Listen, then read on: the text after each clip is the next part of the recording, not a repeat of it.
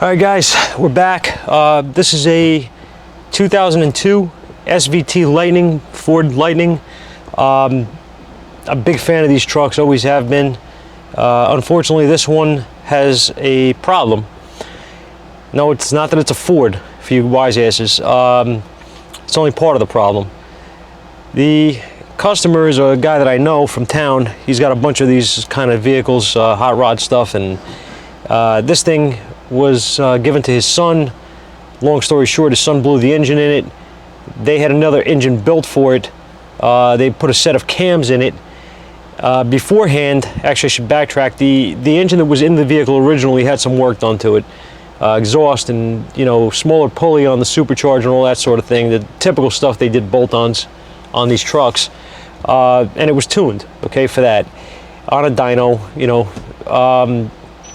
In any case, with the new engine, they did not try to retune it or anything like that for the cams because it does not run right. So let me see, what should I, hang on a second.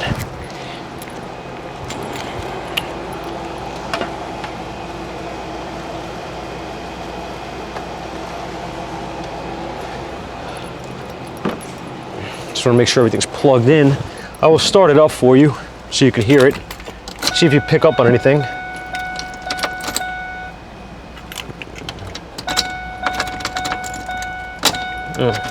There we go.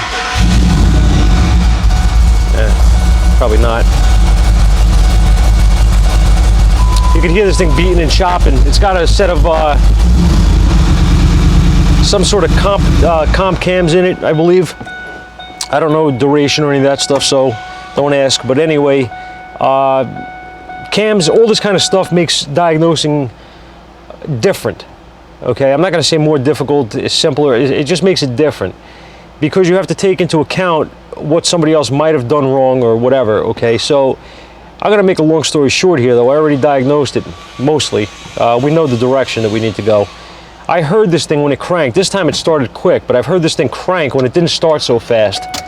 And I'm going to try to get it to do it again. There it is. You hear it? Maybe not through the camera, I don't know, but I hear it. So what I did was, before I went anywhere with this truck, is I hooked up the scope. All right, I'm going to show you.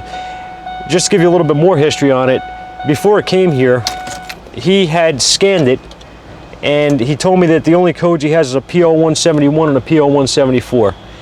There are no Misfire codes. Here's the thing. With the cams installed, or any engine work done on these vehicles, the Misfire monitor may be disabled on this truck, and I believe it is from what I saw on my scanner. So it may not be capable of setting a code for a Misfire. This is the price you pay for performance. You have to know what you're working with, okay? Luckily for me, I'm very accustomed to these vehicles. I've worked on tons of them, put them together, diagnosed them. They could be a pain in the ass, I'm not gonna lie, but it depends on who worked on it and, you know, if they butchered stuff or whatever. Do I think there's one issue with this truck? I don't know. I know there's one big issue though. I'm gonna take you outside and show you.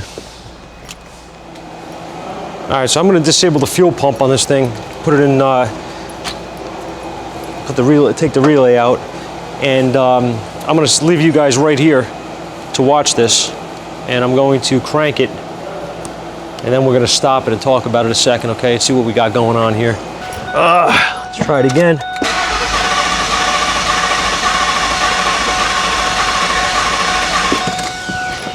Okay, I think that's enough. Okay, so I'm going to stop it. Like I said, blue is ignition primary. I think I said that. I'll bring this up, and I'm just going to kind of pick a spot here and scroll in, zoom in rather. And as you can see right off the bat, my red is my relative compression. All right, my blue is my sync. And I did not want to do that. I will bring these up so you can see. And as you can see right here, we're broken. Okay, we have an internal engine issue here. We have a compression issue here. Not cool. Knowing the firing order on this thing, it's 137. This is cylinder number 7.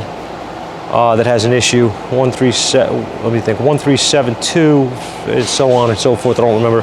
This is cylinder 7. I promise you. That is where our issue is. Now, what's our next step? Well, the next step is probably nothing, honestly. I'm not going to even blow smoke with you guys.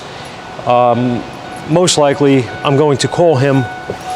He is going to, in turn, tell me how the hell could it be the engine? And I'm going to say, well, it's broke. Do you want me to go further and investigate? It's going to cost money. And he's going to probably tell me no, and he's going to take the motor back out and send it to whoever built it. And it'll be their problem, I think.